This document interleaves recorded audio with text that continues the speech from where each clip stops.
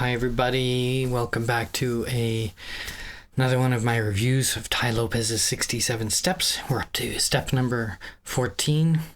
2 weeks of this, we've been doing it every day, and only 53 steps to go, right? Yeah, 53 steps to go.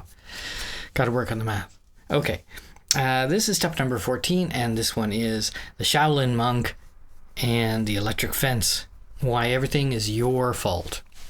And the crux of this one is my absolute favorite quote, and that is, prepare for the worst and hope for the best, which is from, was a quote from, I think originally from Benjamin Disraeli, UK Prime Minister.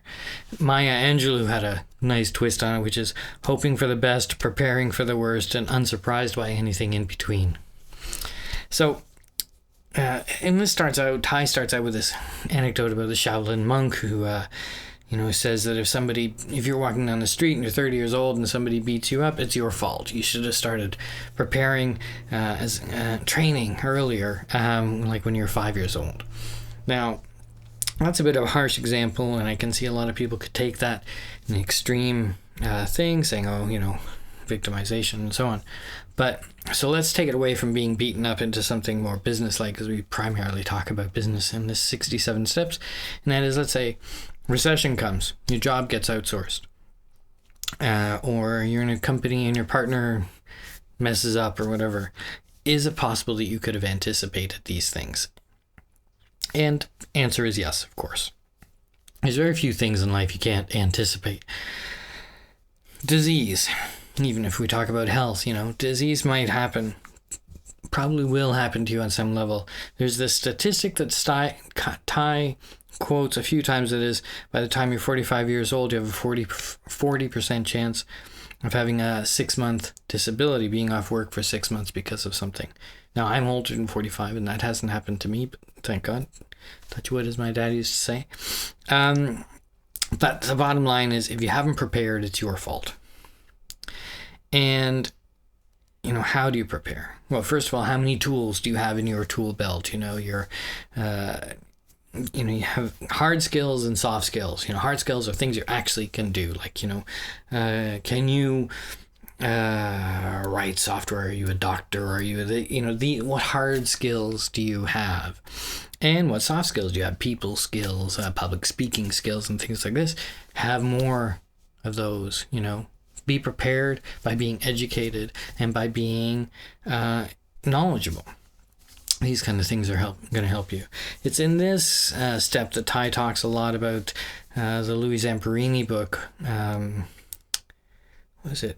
Devil at My Heels, I think it's called. I read this book. It's about the guy who got downed in a plane in the Second World War. Among one of the many things that happened to him in the 30s and 40s, the guy was an Olympian. He was a hoodlum, became an alcoholic. But the positives that we'll take from his story, we'll leave the bad stuff away, but if we take the positives from his story, how, when he survived 45 days in a life raft, only to be captured and tortured by the Japanese, but he did survive 45 days in a life raft. And how did that happen?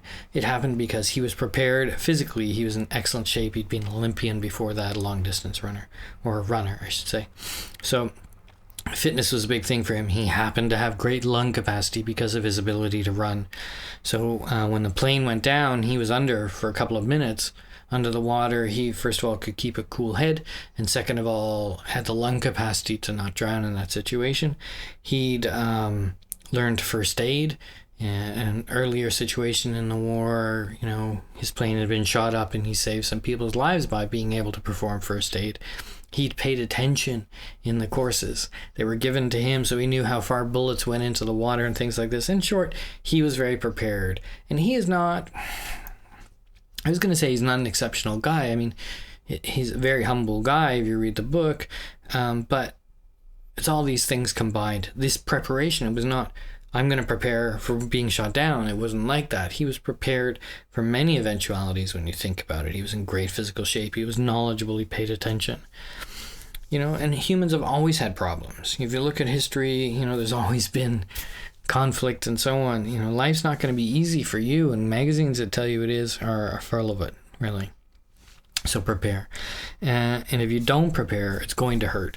And from small things like not paying attention and you go away on, so this happens to me many times, unfortunately, I have to say that, you know, I leave the house and I get on the train and I realize, crap, I left behind that one thing.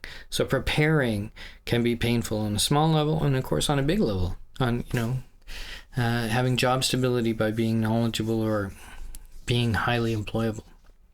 And investing, you know, Charlie Munger says that he spends every day preparing for the worst in an uncynical way and that he is happier for it.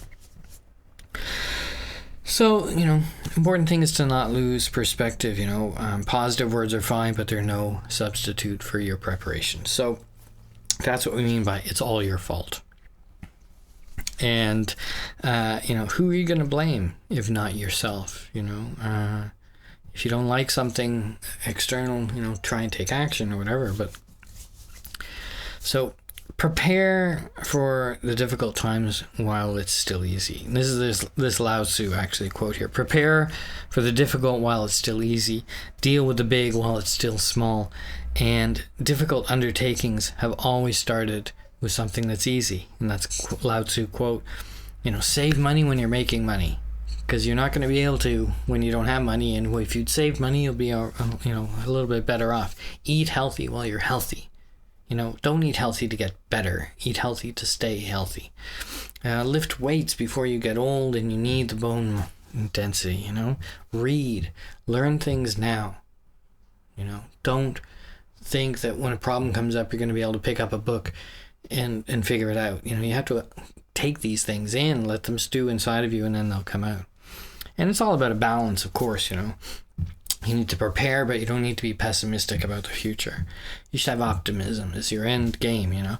And, you know, so there's no the right time to be, you know, both preparation and optimism, you know. And so, yeah, everything's your fault, but don't fixate on the mistakes, but don't abdicate. I mean, you're responsible. Say, okay, yes, I'm responsible. Don't blame somebody else.